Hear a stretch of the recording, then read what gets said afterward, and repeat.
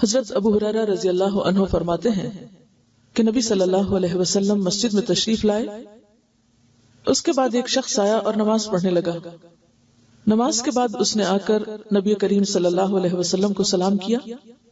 آپ نے سلام کا جواب دے کر فرمایا کہ واپس جا کر دوبارہ نماز پڑھو کیونکہ تم نے نماز نہیں پڑھی. چنانچہ اس نے دوبارہ نماز پڑھی اور واپس آ کر پھر آپ کو سلام کیا. آپ نے اس مرتبہ بھی یہی فرمایا کہ جا کر دوبارہ نماز پڑھو کیونکہ تم نے نماز نہیں پڑھی. 3 مرتبہ اسی طرح ہوا.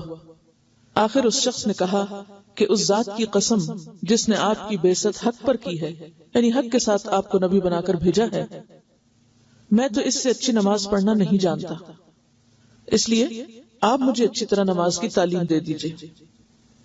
آپ صلی اللہ علیہ وسلم نے فرمایا کہ جب نماز کے لیے کھڑے ہوا کرو تو پہلے تکبیر کہو، پھر قرآن مجید میں سے جو کچھ تم سے ہو سکے آرام آرام سے پڑھو، یعنی سورۃ الفاتحہ اور اس کے بعد کی قرات کی طرف اشارہ ہے. اس کے بعد رکوع کرو اور اطمینان سے رکوع میں جاؤ، یعنی جلدی نہ کرو. اس شخص کو جو آپ نے بار بار نماز پڑھنے کے لیے کہا تھا، اس کی وجہ یہ تھی کہ وہ بہت جلدی یا تیز نماز پڑھ رہا تھا، اس کی نماز میں اطمینان نہیں تھا.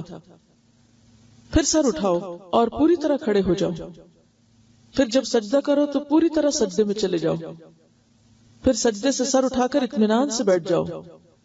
دوبارہ پھر اسی طرح سجدہ کرو. یہی طریقہ نماز کی تمام رکعتوں میں اختیار کرو.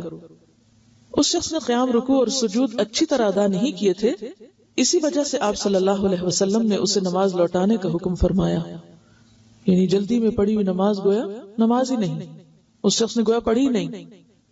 اچھی نماز یعنی فرض، سنت، نفل جس طرح آپ نے سکھائی پڑھی جائے تو فی رکعت کم از کم 3 منٹ لگتے ہیں، اور فجر کی نماز میں کم از کم 5 منٹ فی رکعت، کیونکہ فجر کی نماز میں زیادہ تر لمبی صورتیں پڑھنا آپ صلی اللہ علیہ وسلم کی عادت مبارکہ تھی. آپ صلی اللہ علیہ وسلم اس سے کہیں زیادہ وقت بھی فی رکعت لیتے تھے، یعنی یہ منیمم ہے. قرآن اور دعاؤں کا ہر لفظ پورا معروف طریقے سے عربی لہجے میں ادا کیجیے. بہتر ہوگا کہ ایک نماز بآواز بلند پڑھ کر کسی دوسرے کو سنا دیجیے، اس لیے کہ انسان اپنی غلطی خود نہیں پکڑ پاتا، انسان کو خود نہیں پتا چلتا کہ وہ کہاں غلط ہے.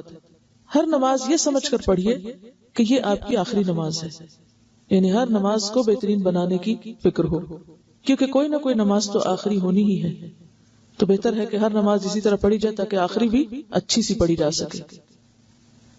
آپ صلی اللہ علیہ وسلم کی پہلی رکعت کے قیام کا اندازہ عام طور پر بقدر 30 آیات قرآنی اور دوسری رکعت کے قیام کا اندازہ اس کا آدھا تھا، یعنی پہلی رکعت طویل ہوتی تھی اور دوسری رکعت اس سے آدھی طویل ہوتی تھی. یعنی اگر پہلی رکعت میں 30 آیات پڑھتے تو دوسری میں 15 تقریباً. آپ صلی اللہ علیہ وسلم سے فجر اور مغرب کی نماز میں سورہ طور کا پڑھنا بھی ثابت ہے.